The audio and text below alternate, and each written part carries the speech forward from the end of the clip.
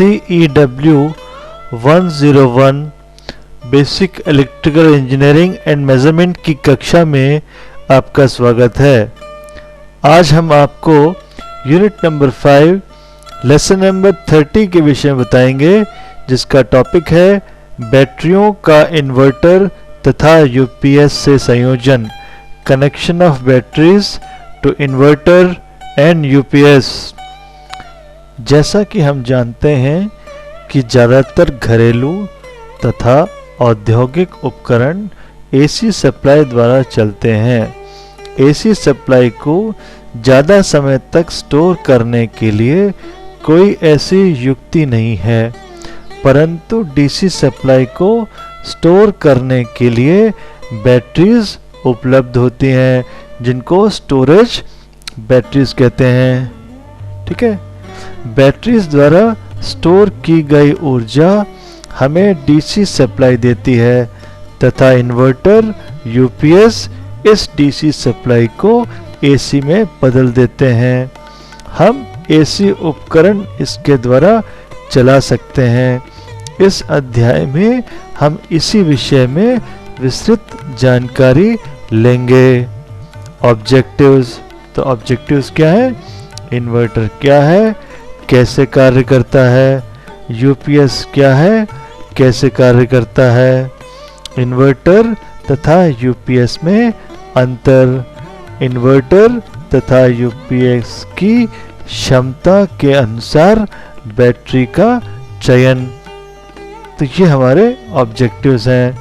तो सबसे पहले इन्वर्टर, तो पहले हम इन्वर्टर के विषय में पढ़ते हैं। इन्वर्टर वह युक्ति है जो डीसी को एसी में बदलती है।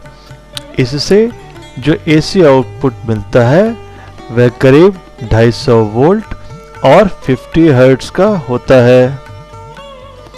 इस आउटपुट से हम घरेलू तथा औद्योगिक उपकरण को चला सकते हैं। इन्वर्टर को डीसी सप्लाई देने के लिए स्टोरेज बैटरीज का प्रयोग किया जाता है। जब मेन सप्लाई बंद हो जाती है तो बैटरी से एकत्रित ऊर्जा डीसी सप्लाई के रूप में इन्वर्टर में जाती है तथा ये इन्वर्टर उसको एसी में बदल देता है।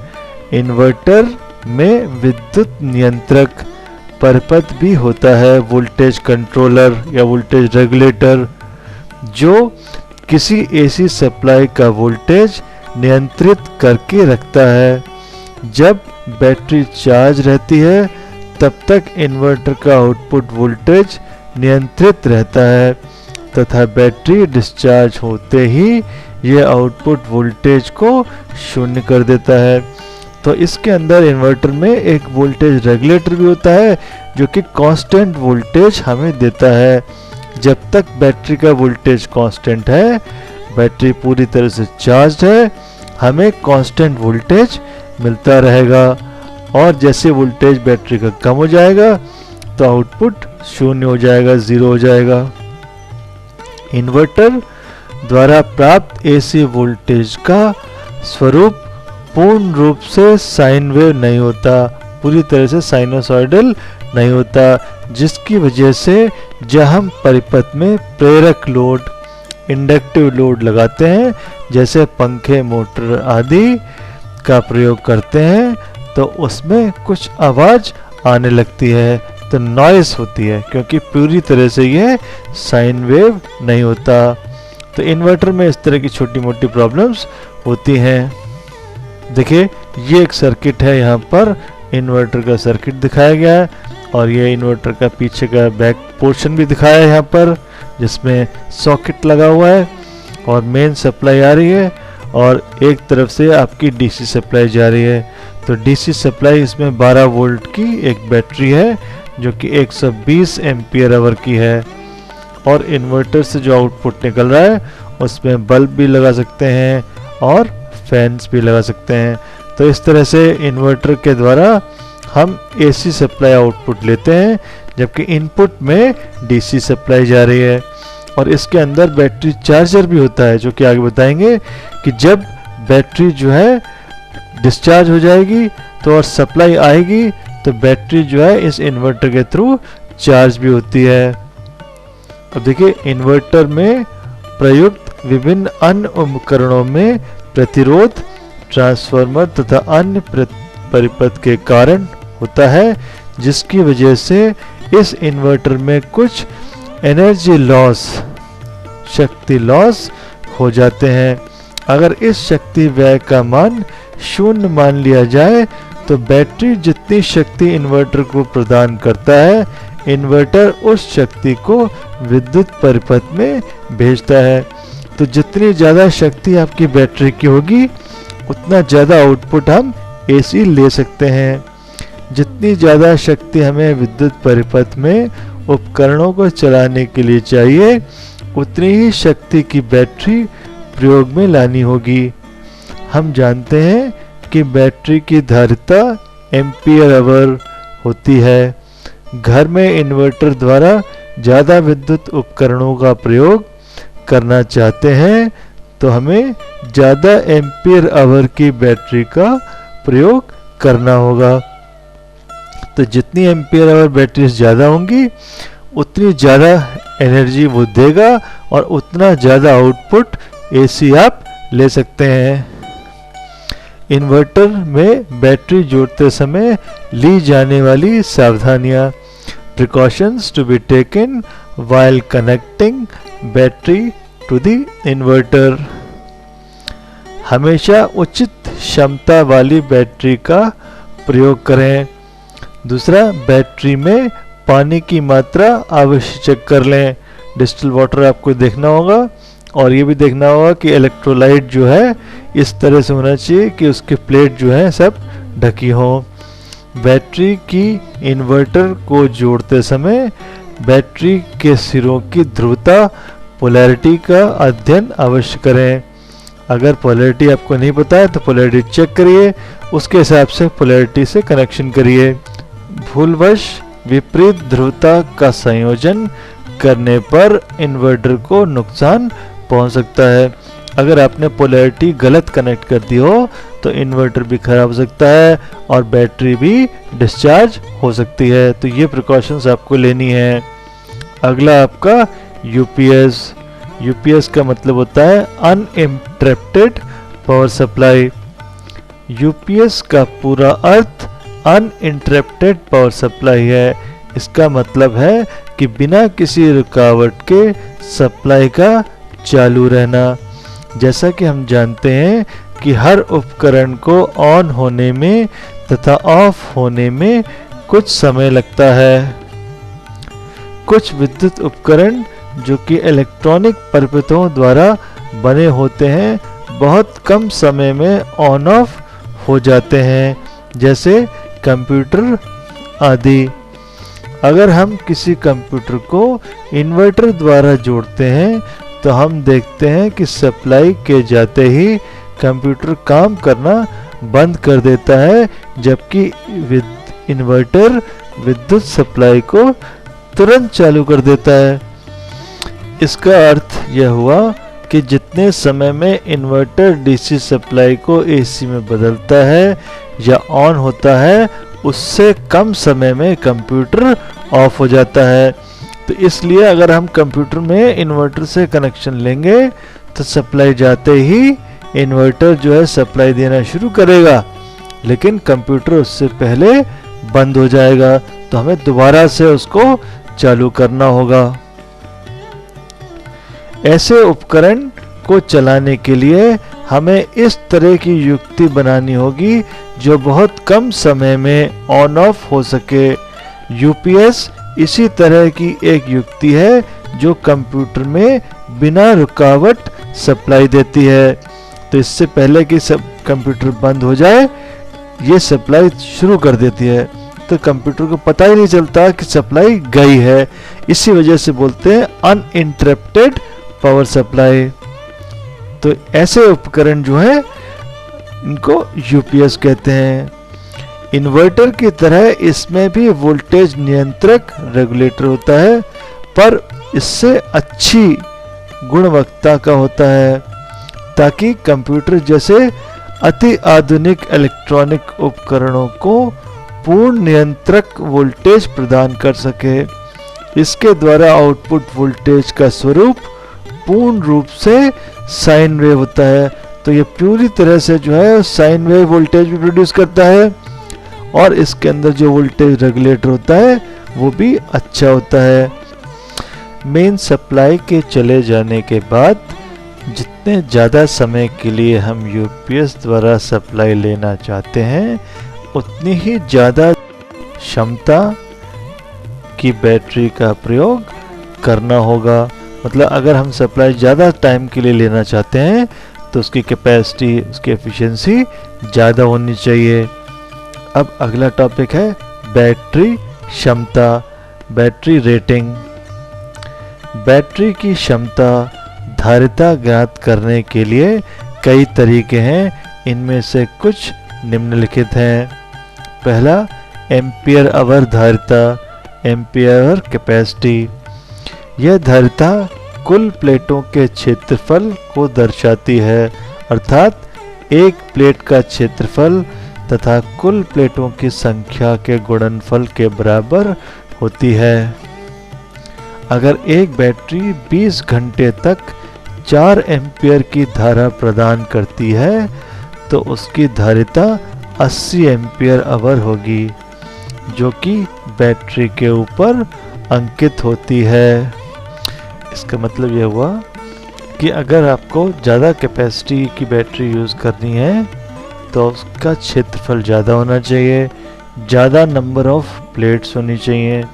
तो जैसे ट्रक की बैटरी है या कार की बैटरी है तो कार की बैटरी छोटी होती है, ट्रक की बैटरी ज़्यादा होती है, ज़्यादा बड़ी होती है। तो ज़्यादा बड़ी होने का मतलब यह है कि उसकी प्लेट्स, नंबर ऑफ प्लेट्स ज़्यादा होती हैं और प्लेटों का जो क्षेत्रफल है, एरिया ऑफ द प्लेट ज़्यादा होंगे। तो नंबर ऑफ प्लेट्स ज़्यादा होंगी, एरिया ज़्यादा होगा, तो टोटल जो उसकी कैपेसिटी है वो भी ज़्यादा होगी। तो एम्पियर आवर कैपेसिटी का मतलब ये है, समझिए कि नंबर ऑफ प्लेट्स जितनी ज़्यादा होंगी, जितना ज़्यादा प्लेट का साइज़ होगा उतना ज़्यादा उसकी कैपेसिटी होगी। अब सेकंड आता है रिवर्स कैपेसिटी।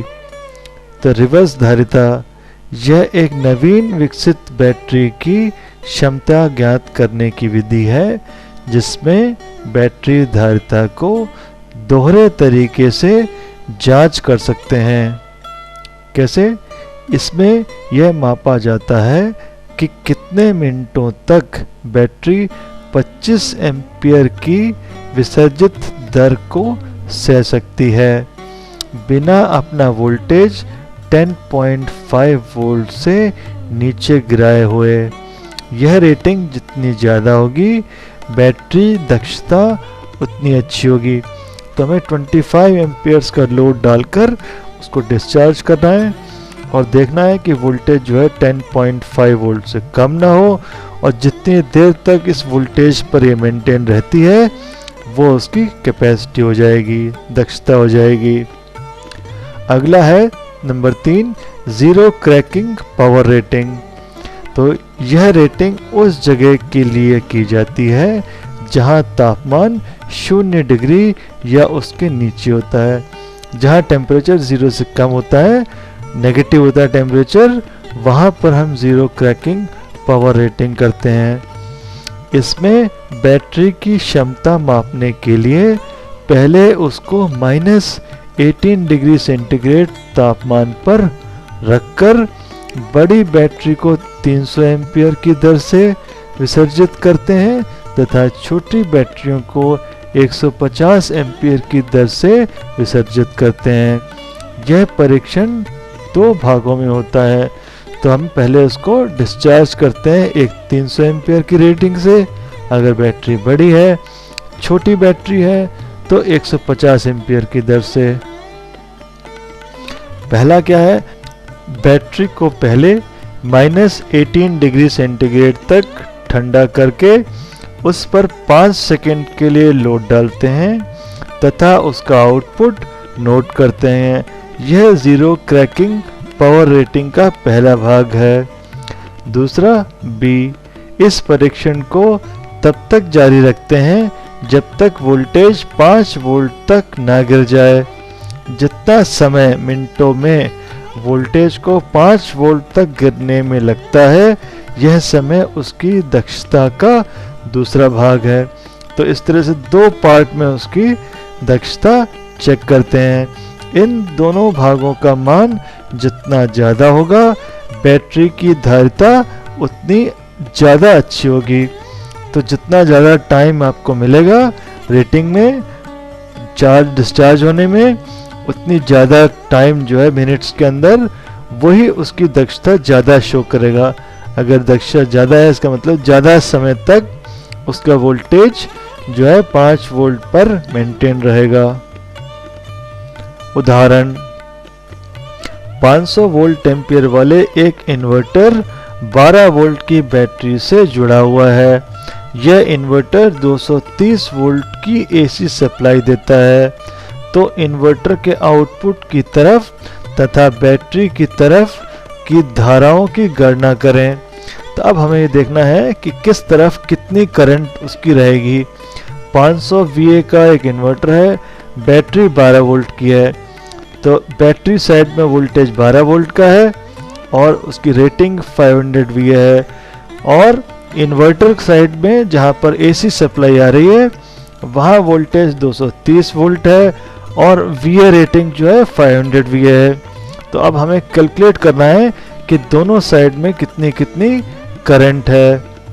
उत्तर दिया है, इन्वर्टर की क्षमता 500 VA, बैटरी का वोल्टेज 12 वोल्ट और AC output 230 volt.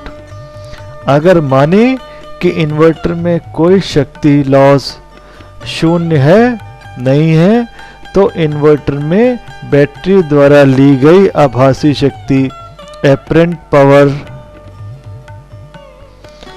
12 into I2 is equal to 500 VA, जो कि इन्वर्टर द्वारा सप्लाई की गई AC आभासी शक्ति 230 into I1 के बराबर होगी। यहाँ I2 बैटरी द्वारा दी जाने वाली डिस्ट धारा DC तथा I1 इन्वर्टर द्वारा दी जाने वाली प्रत्यावर्ती धारा AC है। अतः 12 into I2 is equal to 500 VA is equal to 230 into I1। इस प्रकार I2 का मान 500 by 12 41.66 एम्पियर और I1 का मान 500 divided by 230 is equal to 2.17 amperes. तो देखिए जो बैटरी साइड में करंट है वो हमारी 41.66 एम्पियर्स है, जो कि DC है, और जो AC साइड में करंट है वो सिर्फ 2.17 एम्पियर्स है। इस तरह हम दोनों धाराओं का मान ज्ञात कर सकते हैं। इसमें हम देखते हैं कि बैटरी द्वारा दी जाने वाली डिस्ट धारा का मान बहुत ज़्यादा 41.66 एम्पियर है और इन्वर्टर द्वारा दी जाने वाली प्रत्यावर्ती धारा AC का मान कम है, जो कि बहुत कम है, और यह 2.17 एम्पियर है। इसलिए बैटरी को इन्वर्टर से जोड़ते समय काफ़ी मोटे तार वाले केबल का प्रयोग तथा इन्वर्टर को मेन सप्लाई से जोड़ने के लिए पतली केबल का प्रयोग करते हैं। तो जो केबल यूज़ कर रहे हैं उसकी करंट कैपेसिटी भी आपको इस तरह से चेक करनी होगी। करीब करीब जो है 50 एम्पियर जो है वो DC सप्लाई दे रही है और करीब करीब 2 एम्पियर जो है वो AC सप्लाई मिल रही है। छोटी बैटरियां निम्न रेटिंग की मिलती हैं। जो स्मॉल बैटरीज होती हैं उनकी कैपेसिटी इस तरह की होती है। 6 वोल्ट वाली बैटरियों की धारिता कैसी होती है? 6 वोल्ट और 1.3 ampere hour, 6 volt 3.2 ampere hour, 6 volt 4.2 ampere hour और 6 वोल्ट 10 एम्पियर आवर्स। उसी तरह से 12 वोल्ट वाली जो बैटरीज हैं उनकी कैपेसिटी होती है 12 वोल्ट्स 1.3 एम्पियर्स, 2.2 एम्पियर्स, 3.3 एम्पियर्स, इस तरह से। और बड़ी कैपेसिटीज की बैटरीज जो हैं 12 volts 23 amperes, ampere hours, 12 volts, 40 ampere hours, 70 ampere hours, इस तरह से होती हैं। और जो बहुत बड़ी बैटरीज होती हैं उनकी कैपेसिटी और भी ज़्यादा होती है। तो इस तरह से एक जनरल आइडिया आपको दिया कि जो छोटी बैटरीज होती हैं उसकी कैपेसिटी एम्पियर आवर्स में किस तरह से होती है। सारांश, समिंग अप, इस अध्याय में आपने इन्वर्टर तथा यूपीएस की कार्य प्रणाली, उपयोग तथा उनमें अंतर समझा। आपने इन्वर्टर तथा यूपीएस की क्षमता के अनुसार बैटरी का चयन तथा धारा की गणना करना सीखा। तो आज आपने एक इन्वर्टर और एक यूपीएस में क्या डिफरेंस होता है, किस तरह से उन्हें कनेक्ट किया जाता है और उनकी कैपेसिटी के अकॉर्डिंगली बैटरी कैसे चूज करते हैं, इसके बारे में पढ़ा। अगला है क्लास असाइनमेंट, कक्षा कार्य। कार्यशाला में प्रयोग में आने वाले इन्वर्टर तथा बैटरी की क्षमता का अध्ययन करो और इन्वर्टर के इनपुट तथा आउटपुट में धारा की गणना करो। लैब में जो इन्वर्टर यूज़ कर रहे हैं उसमें इनपुट साइड में और आउटपुट साइड में जो करंट्स हैं उसकी वैल्यू को आपको कैलकुलेट करना है। इसके बाद आज जो एक्सपेरिमेंट करना है वो बताया जाएगा। CEW 105 एक्सपेरिमेंट 30, जिसका उद्देश्य है और मरकरी वेपर लैंप के कनेक्शन करना तथा उनकी वोल्टेज तथा स्टार्टिंग व रनिंग करंट मापना।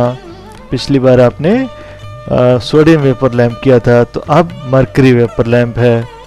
तो इसके लिए आवश्यक उपकरण voltmeter MI type 0 to 300 volts एक, एमीटर 0 to 5 एम्पियर्स एक, मरकरी वेपर लैंप और चोक चाहिए और 3 कट का होल्डर चाहिए और एक कैपेसिटर चाहिए 4 माइक्रोफैराड्स का और 1 वे स्विच चाहिए 5 एम्पियर का। तो वो सारी चीज़ें जो आपको सोडियम वेपर लैंप में चाहिए थी वही करीब करीब मरकरी वेपर लैंप में भी चाहिए, लेकिन इसका चोक जो है वो डिफरेंट है। 125 वाट का है और 200 से 240 वोल्ट्स पे काम करता है। कार्यविधि प्रोसीजर, चोक कैपेसिटर को टेस्ट करें और चित्र के अनुसार कनेक्शन करें। मरकरी वेपर लैंप को होल्डर में लगाएं और स्विच को ऑन करें। स्टार्टिंग करंट और वोल्टेज को नोट करें।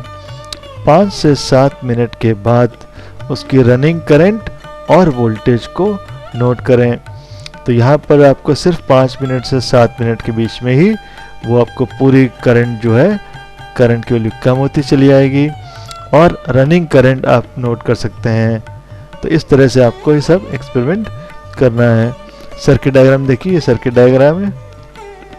इसके अंदर एक एमीटर, एक वोल्टमीटर लगा हुआ है, एक चोक लगा हुआ है। चोक में अलग अलग टैपिंग्स हैं, तो जितने वोल्टेज चाहिए आपको उस वोल्टेज के अकॉर्डिंगली चोक को आप सेट कर सकते हैं। और उसके पैरेलल में कैपेसिटेंस लगाया हुआ है और ये आपका पिन होल्डर में लगा हुआ है सोडियम वेपर लैंप की जगह पर मरकरी वेपर लैंप। तो यहाँ मरकरी वेपर लैंप लगा हुआ है।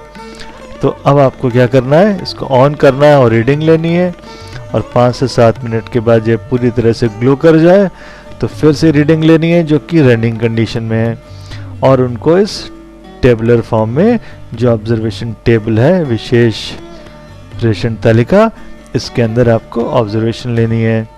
तो इसमें स्टार्टिंग अवस्था है, रनिंग अवस्था है। तो वोल्टमीटर की रीडिंग और एमीटर की रीडिंग स्टार्टिंग अवस्था में लेनी है और वोल्टमीटर की रीडिंग और एमीटर की रीडिंग रनिंग अवस्था में लेनी है। तो इस तरह से आपको एमीटर वोल्टमीटर की रीडिंग्स दोनों बार नोट करनी है।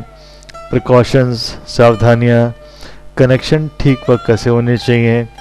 मरकरी वेपर लैंप को ऊर्ध्वाधर अवस्था में प्रयोग करना चाहिए। मरकरी वेपर लैंप को सीधा सप्लाई के साथ नहीं जोड़ना चाहिए। सप्लाई वोल्टेज के अनुसार चोक की टैपिंग प्रयोग करनी चाहिए। तो जो उसकी टैपिंग्स हैं उसी के अकॉर्डिंगली यूज़ करना चाहिए। तो आज आपको ये एक्सपेरिमेंट करना है और आपको रनिंग करंट और स्टार्टिंग करंट्स कैलकुलेट करनी है। तो अब आप लैब में जाकर ये एक्सपेरिमेंट आपको आज करना होगा। धन्यवाद।